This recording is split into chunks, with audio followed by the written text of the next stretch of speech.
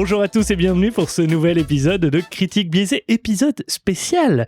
Les gens autour de la table, nos amis, ont décidé de vous parler des tops de ce début d'année. Voilà, puisque c'est l'été, vous êtes sur la plage peut-être, ou au bord d'une rivière. Peut-être avez-vous eu la chance d'avoir un petit cottage et de passer du bon temps en famille ou entre amis. Vous écoutez Critique Biaisée et vous faites bien. Donc, le début de l'année dont va nous parler Pierre. Salut Pierre. Oui, moi, oui, tout à fait. Bonjour, Alors, bonjour Pierre, bonjour Benjamin. Non, c'est le bonjour, c'est le bonjour, c'est le tour de table. Je m'attendais pas à avoir la patate chaude aussi vite. Bonjour Pierre, bonjour. C'est pour dire bonjour. Bonjour. Toujours pas. Bonjour Pierre, bonjour Benjamin. Bonjour Romain. Ce début d'épisode n'a ni queue ni tête, c'est l'enfer. Salut Olivier. Pierre. Oui, bonjour. Oui, allô, pardon, je suis au téléphone. Attends, je te laisse parce que non, maman, je peux pas te parler maintenant. Je suis en plein podcast. Bonjour Olivier.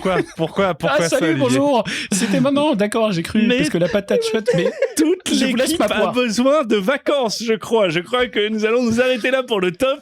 Nous avons le flop de l'épisode. C'est formidable. Donc toute l'équipe va vous parler de ses moments préférés de ces 6 derniers mois intenses de 2021. Et puisque je ne sais pas de quoi va parler Olivier, c'est lui qui va commencer. Du coup, Olivier, si tu as fini de raccrocher avec ta maman, que nous embrassons, on embrasse. Propose. Alors, juste pour donner des news de ma maman quand même, parce que je sais que tout le monde s'y intéresse. Elle a arrêté de fumer, voilà, pour il y a 2 semaines. Bravo. C'est quand même bravo maman. Bravo, c'est beau. Bravo maman. Je te soutiens. Voilà. On t'aime Maria. Eh bien, jusqu'à il y a 1 heure, je crois, j'avais choisi de vous parler de mon top des 6 premiers mois qui allait être For All Mankind. J'étais tellement sûr. Quelle énorme ordure. Je le connais tellement. C'est un scandale. Et vraiment, j'en ai parlé, je crois, dans un des apéros et super série, foncez. Il y a dans la saison 2 qui est sortie cette année, il y a une des meilleures scènes que j'ai vues. Quel salaud. Mais c'est pas de ça dont je vais vous parler. Puisque je sais que autour de la table, il y a des gens qui ont envie de parler de cette série, donc je vais la laisser. Ce sera Pierre. Et à la place, je vais vous parler de Bo Burnham qui a sorti un truc qui s'appelle Inside. Alors c'est quoi ? C'est clairement la grosse claque, non pas de mes 6 derniers mois, mais de cet après-midi, puisque je l'ai regardé juste avant de commencer l'enregistrement. Bo Burnham, c'est un comédien US qui est dans pas mal de comédies. Il est dans un film trop cool qui s'appelle Promising Young Woman et qui est actuellement au cinéma et dont on a parlé dans un apéroco. Et c'est aussi un stand-upper, etc., multitalent. Bref, ce mec-là n'a pas eu le même confinement que nous. Donc il a décidé de faire un spécial d'1h30 pour Netflix, tout seul chez lui, armé de sa caméra, son micro et quelques chansons, puisqu'il écrit des sons aussi qui sont assez stylés. Tout ça, il a travaillé tout seul dessus, il a tout fait.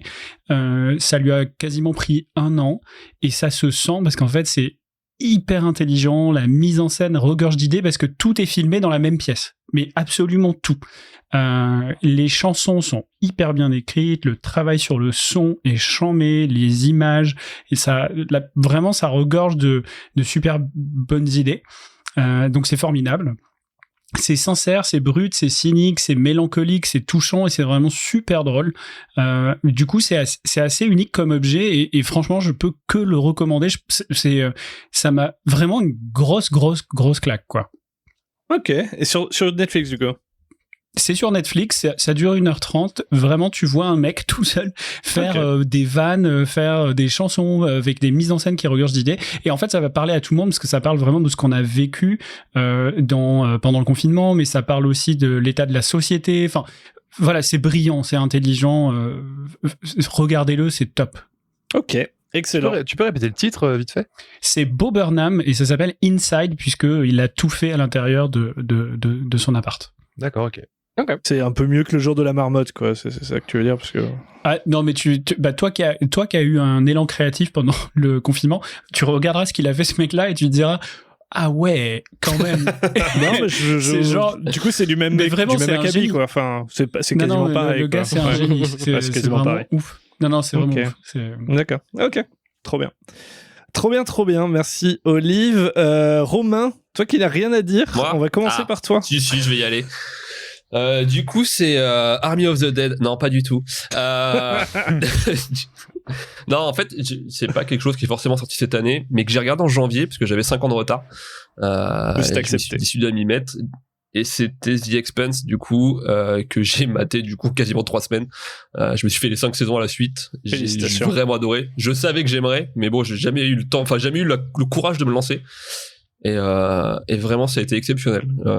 Très bon moment, de long en large, des petites faiblesses par moment, mais franchement, rien de rédhibitoire. C'est exceptionnel. Vraiment, ceux qui aiment la SF, il paraît que les livres sont encore mieux. D'ailleurs, Benjamin, tu les as lus, je crois. Ouais, je confirme, ils sont super livres. Vraiment. Et vraiment, si vraiment vous aimez la SF et que vous n'avez pas encore regardé, c'est vraiment à faire. Hein. C'est dispo sur Prime Video, du coup. La scène du vaisseau qui se retourne, Romain, t'as kiffé ou pas? Je me rappelle plus quelle scène du vaisseau qui se retourne. Quand le Rocinante se fait poursuivre et qu'il se retourne pour s'attaquer. Ah oui, c'est incroyable. Ouais, il y en a qui ne l'ont pas vu. Attention, alors, spoil, mais pas de spoil. Peut-être tu peux juste nous en dire un tout petit peu plus sur c'est quoi l'histoire de départ, de. C'est quoi l'histoire de départ? J'ai l'impression que je l'ai pas vu et que je veux foutre votre gueule en fait. Il a pris un top, tu vois. Attendez, alors au départ, il s'est dit moi c'est ça. Au départ, c'est une équipe de 5, ils doivent braquer un casino. Et du coup, il y a des zombies ça autour. Marche pas, il y a des zombies à la fin. Tu veux que je t'aide pour le début? Et tout est fait en film d'animation, c'est exceptionnel. Vraiment, c'est trop bien. C'est un Lego. Benjamin complète. Non, c'est Benjamin. Non, mais vraiment, Benjamin, c'est mieux quoi. Le début du lore, c'est juste, on a le héros principal, James Holden, qui fait partie d'un équipage, qui en fait récupère des matériaux sur des astéroïdes, notamment de la glace, et qui reçoit en fait un appel de détresse d'un vaisseau. Et il y a un grand débat en fait au sein de l'équipage pour savoir est-ce qu'on y va ou est-ce qu'on y va pas. Et en fait, James Holden, le héros, va décider en fait de mentir à l'équipage qui était contre y aller à la vie générale. Et en fait, ils vont y aller. Et malheureusement, pendant qu'ils y sont avec sa petite équipe, son vaisseau se fait attaquer et explose. Tout son équipage sa femme meurt. Et ouais. Et sa copine meurt, ouais. Et du coup, en fait, l'histoire part de là. En fait, il va partir en quête de vengeance pour retrouver les gens qui ont fait ça. Et il y aura plein de trucs qui vont venir se greffer sur ce scénario principal.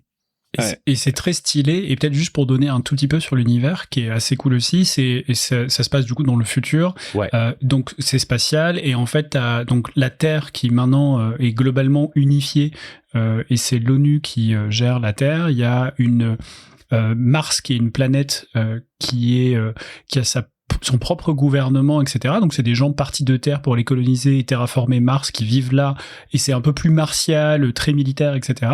Puis t'as un troisième groupe d'humains qui sont les Belters, qui vivent sur les colonnes enfin qui minent en gros, et qui sont un peu la classe ouvrière oubliée de cet univers-là. Donc en fait ça c'est un peu les trois forces politiques en présence. Donc tout ça pour illustrer qu'en fait il y a un univers tout derrière et une profondeur en lore qui est vachement cool et qui explique qu'il y a autant de saisons et des trucs vraiment très cool aussi en termes de géopolitique et pas juste de développement personnel, quoi.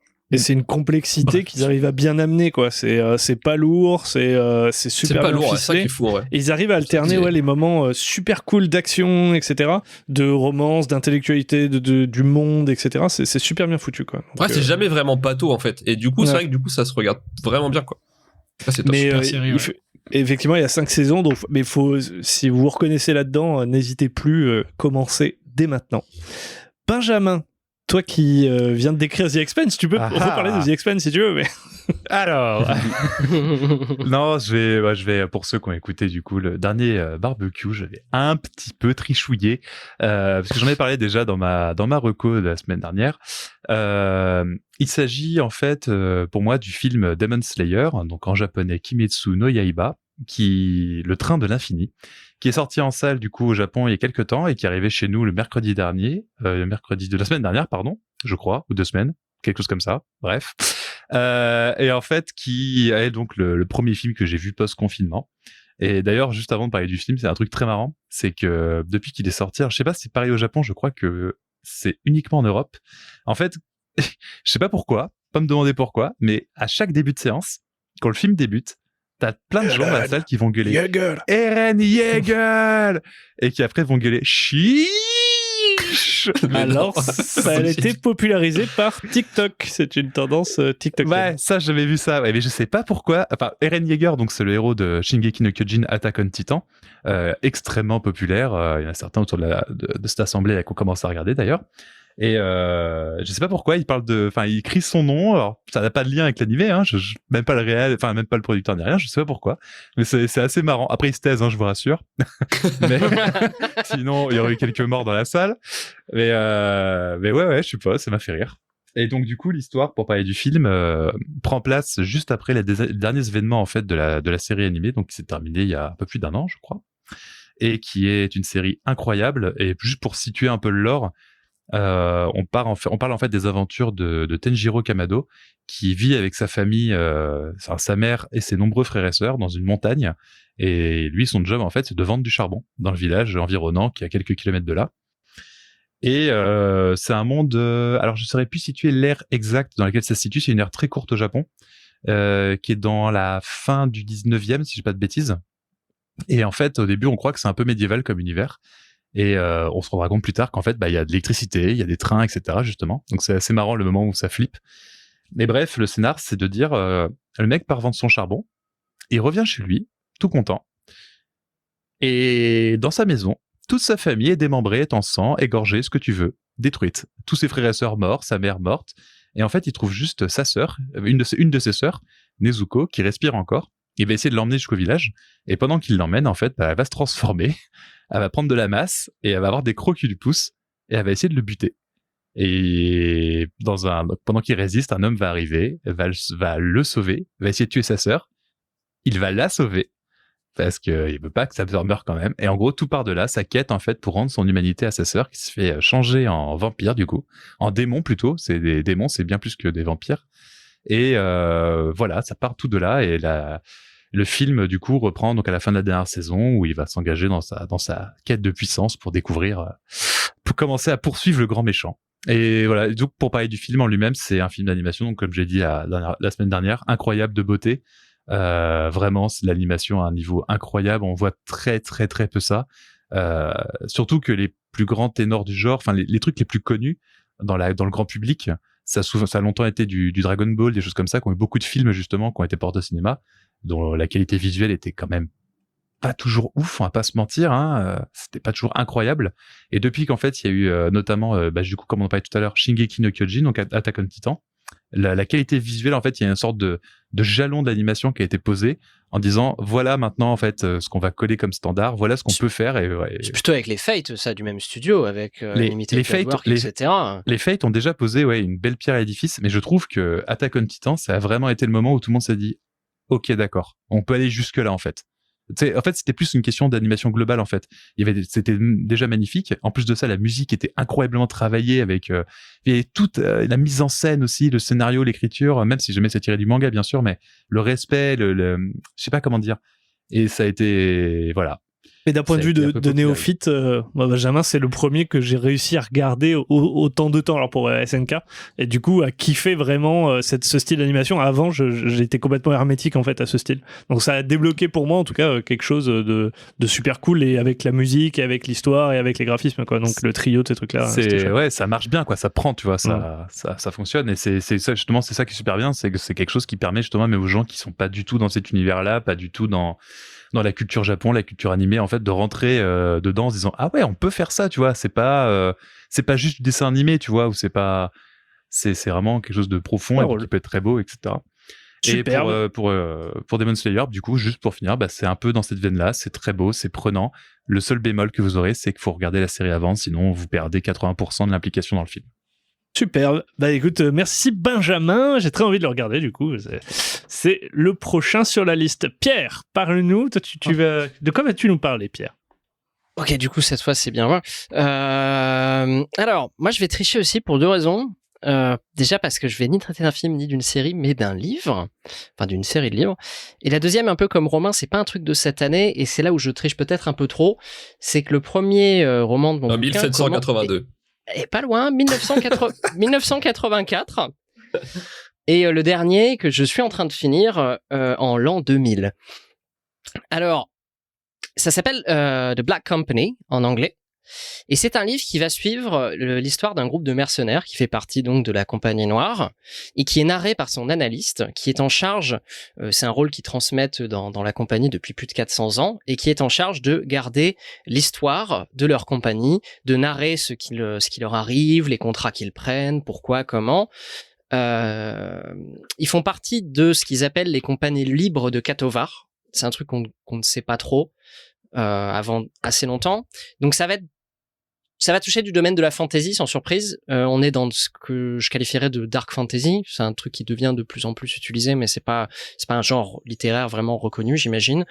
Mais c'est grosso modo de la fantasy, mais avec des thèmes assez matures, assez adultes, assez sombres parfois, qui a pas forcément la volonté de raconter la lutte du bien contre le mal, mais plutôt de dépeindre le monde comme des nuances de gris, comme beaucoup d'autres médias. Mais là, c'est vraiment dans le domaine de la fantasy.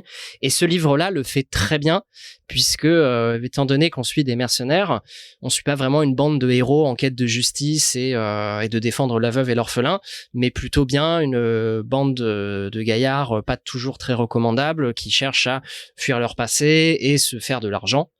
Alors ça veut pas dire qu'on suit non plus totalement des vilains, simplement plutôt des gens qui vont travailler pour eux dans un monde où c'est un peu difficile de déterminer qui a vraiment raison.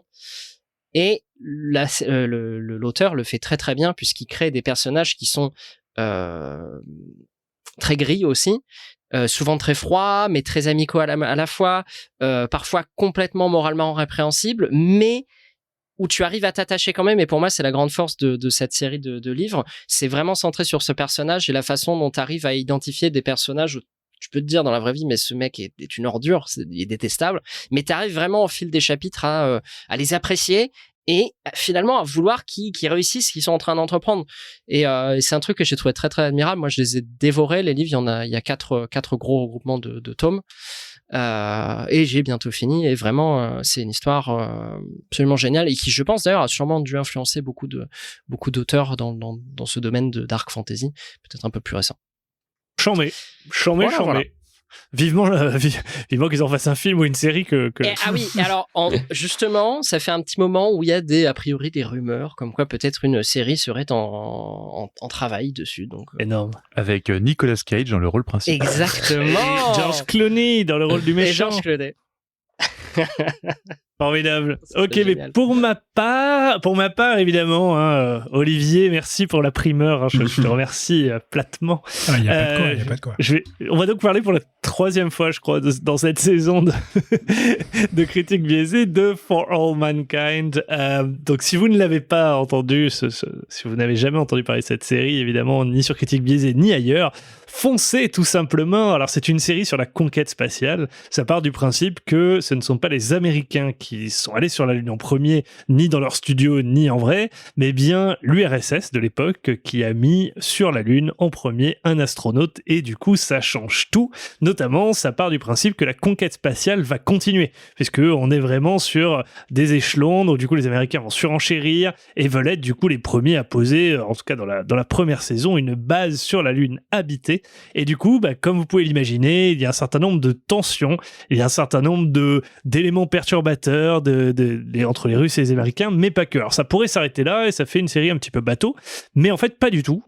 Ce qui est très rare, je trouve, dans les séries, c'est de réussir à aller un cran plus loin que son histoire et à la dépasser avec des performances quand justement on va rentrer dans les détails des psychologies des personnages et des interactions entre eux. Et For All Mankind réussit ce truc-là. C'est-à-dire ça part d'un principe qui est génial et qui peut parler à tous les gens qui adorent la conquête spatiale et ce type de dystopie, mais là, ce qu'ils réussissent à faire de cette série, c'est un chef-d'œuvre. En fait, ils partent avec des acteurs qui sont pas forcément connus d'ailleurs, et ils arrivent à passer outre l'histoire qui emballe extrêmement bien, et à réussir à créer des interactions, des personnages ultra profonds, des conversations, des scènes entre eux qui sont extrêmement folles et qui touchent à un point, mais This Is Us, on sait que ça peut toucher parce que ça va aller sur l'émotion. Là, on s'y attend pas et pim, on est pris au trip par des jeux formidables. Donc c'est à la fois une super histoire et en plus de ça, c'est extrêmement bien exécuté. C'est peu connu, donc si vous l'avez pas vu, prenez-vous un abonnement Apple Plus ou trouvez par d'autres moyens ce For All Mankind, regardez-le.